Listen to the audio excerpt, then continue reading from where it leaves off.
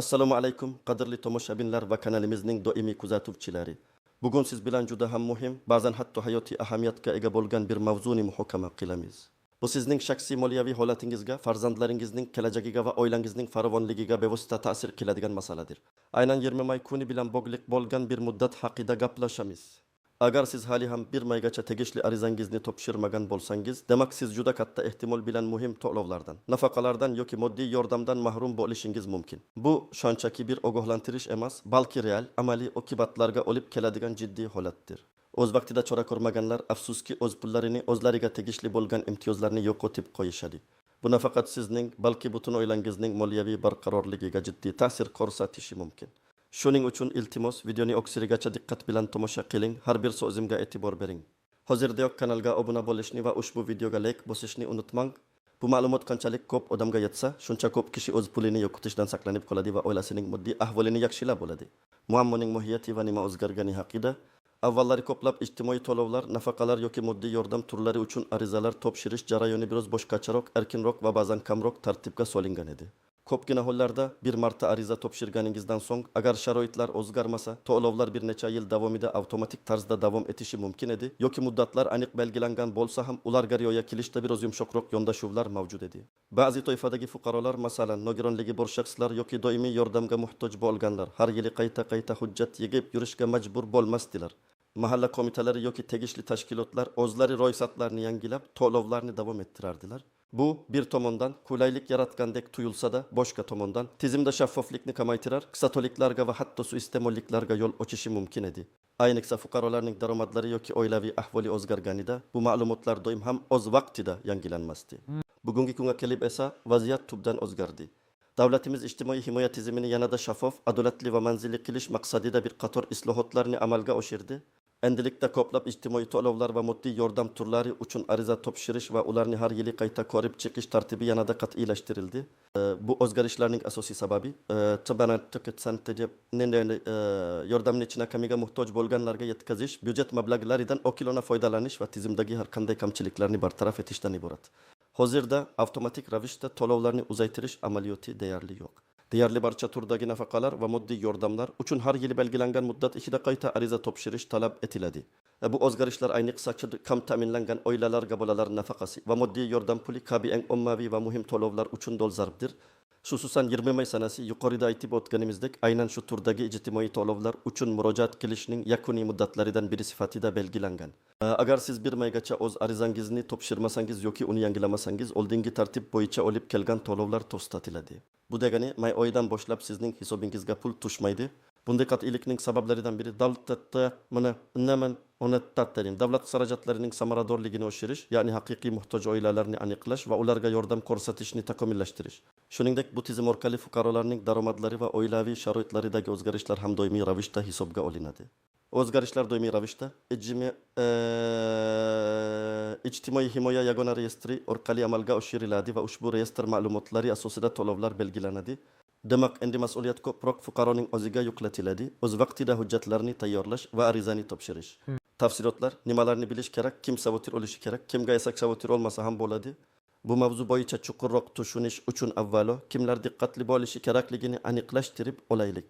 Asosan kam ta'minlangan oilalar, ya'ni birinchi navbatda kam ta'minlangan oilalarga bolalar nafaqasi va moddiy yordam puli oladigan yoki olishga da'vogar bo'lgan fuqarolar qatlami ayniqsa sirg'aq bo'lishlari shart. Bu to'lovlar odatda aholining eng himoyasiz qatlamlari, ko'p bolali oilalar, boquvchisini yo'qotgan oilalar, nogironligi bo'lgan shaxslar yoki uzoq muddat ishsiz qolgan fuqarolarning moddiy ahvolini yaxshilashga qaratilgan. Nimalarni bilishingiz kerak? Birinchidan 1 may sanasi bu shunchaki qog'ozdagi sana emas, balki real to'lovlarni olish olmaslikni hal qiladigan muddatdir. Agar siz ilgari shu toifadagi yordamni olgan bo'lsangiz va o'zingizni uning qabul qiluvchisi deb hisoblasangiz, demak siz hozirroq harakat qilishingiz kerak. Bu ayniqsa oldingi yilda o'xshash yordam olgan, ammo joriy yil uchun hali ariza topshirmaganlar uchun juda muhim. Ikkinchidan, bu yangi tartib har yili amal qiladi. Ya'ni siz bu yil ariza topshirib, to'lovlarni ola boshlaganingizdan keyin ham keyingi yil aynan shu muddatlarda yana qayta ariza topshirishingiz kerak bo'ladi. Bu tizimning shaffofligini va manzilliligini ta'minlash uchun joriy etilgan. Uchinchidan, ariza topshirish jarayoni hozirda ko'pincha elektron shaklda, ya'ni MyGov.uz portali orqali amalga oshiriladi. Bu jarayonni tezlashtiradi va inson omilini kamaytiradi. Lekin ba'zi hollarda an'anaviy usulda, ya'ni mahalla idorasi orqali ham topshirish mumkin.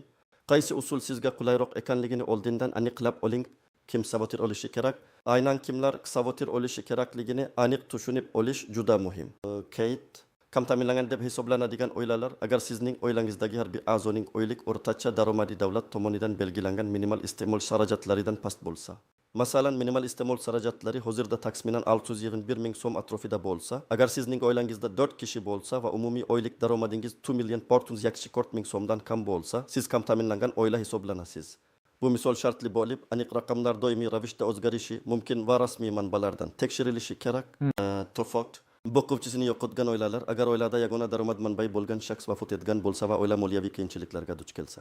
Srey nogironligi bo'lgan farzandlari bor oilalar, bunday oilalar ko'pincha qo'shimcha xarajatlarga ega bo'ladi va davlat tomonidan qo'llab-quvvatlanadi.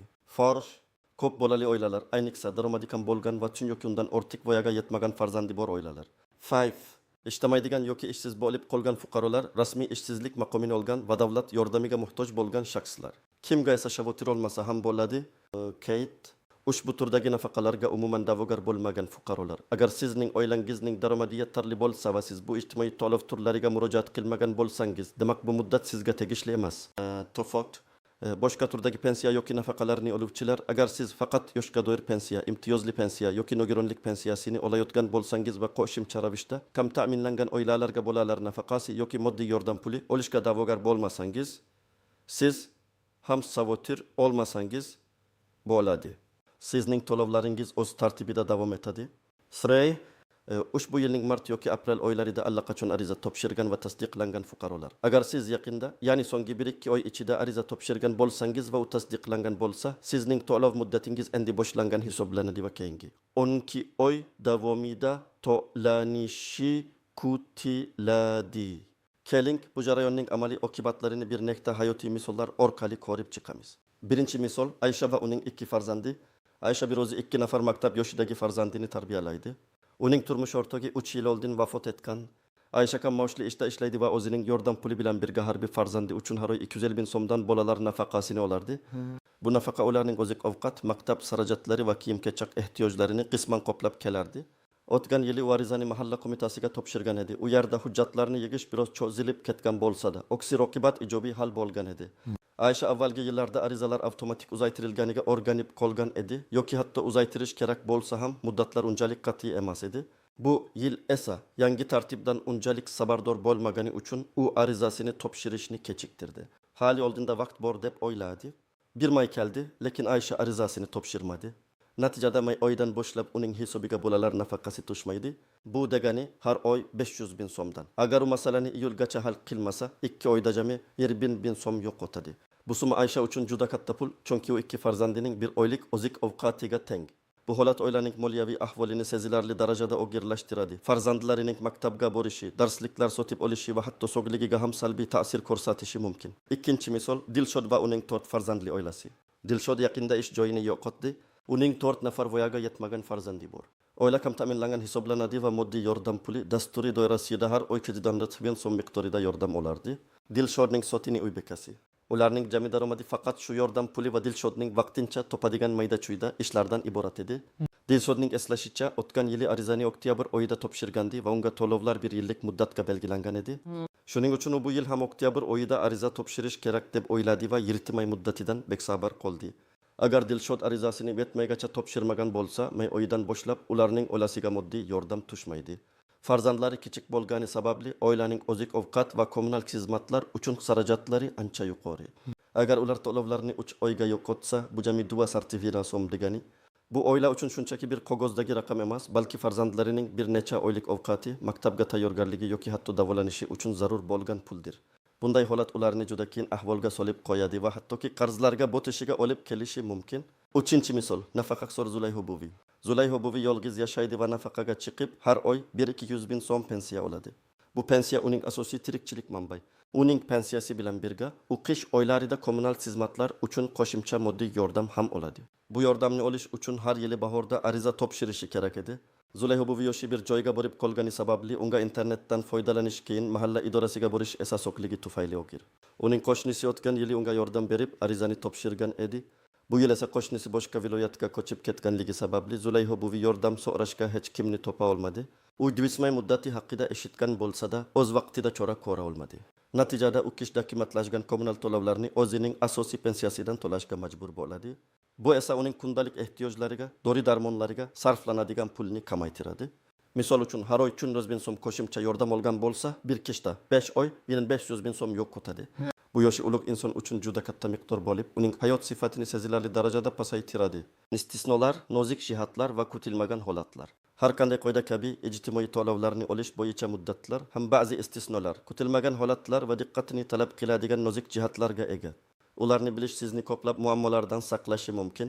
Istisnolar, Kate yangi murojaat qiluvchilar, agar siz ilgari hech qachon kam ta'minlangan oilalarga bolalar nafaqasi yoki moddiy yordam puli olmagan bo'lsangiz, lekin yaqinda sizning oilaviy holatingiz o'zgargan bo'lsa, masalan, yangi farzand tug'ilgan bo'lsa, oila boshlig'i ishsiz qolgan bo'lsa yoki daromadlar keskin kamaygan bo'lsa, siz istalgan vaqtda ariza topshirishingiz mumkin. Ya'ni siz uchun bir may muddati to'liq amal qilmaydi, chunki sizning huquqingiz aynan shu holat yuzaga kelgan kundan boshlab paydo bo'ladi. Biroq shuni unutmangki, har qanday holatda ham imkon qadar tezroq murojaat qilish maqsadga muvofiqdir, chunki to'lovlar odatda ariza topshirilgan oydan boshlab hisoblanadi. To'fot, boshqa turdagi nafaqalar, ba'zi bir maxsus turdagi nafaqalar yoki bir martalik to'lovlar uchun alohida muddatlar belgilanishi mumkin. Masalan, bola tug'ilganda beriladigan bir martalik nafaqa, dafn marosimi uchun beriladigan yordam yoki nogironlik bilan bog'liq maxsus to'lovlar uchun bir may muddati amal qilmaydi. Siz ushbu turdagi to'lovlar uchun o'z vaqtida belgilangan tartibda murojaat qilishingiz mumkin. Har bir nafaqa turi o'zining alohida qoida va muddatlariga ega. Srey, force majeure holatlari, hayotda kutilmagan vaziyatlar, masalan, og'ir kasallik, uzoq muddatli kasalxonada yotish, tabiiy ofatlar, suv toshqini, zilzila yoki boshqa shunga o'xshash vaziyatlar yuzaga kelganda arizani o'z vaqtida topshira olmagan bo'lsangiz, bu holatni tasdiqlaydi. Diavam, nam uruttan ruttawab